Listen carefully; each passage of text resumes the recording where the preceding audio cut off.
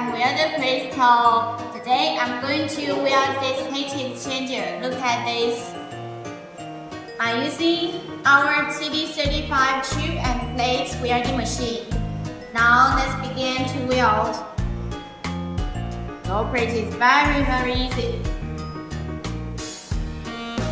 And we can use this one to see the internal working. It can protect our eyes. You can see the reel will drive the constant needle to complete the work. Adjust the needle with a few seconds, it can complete the work by itself. And you can see the inner corporate extension can be replaced. If your pipe diameter is different, we can customize the corresponding corporate extension for you.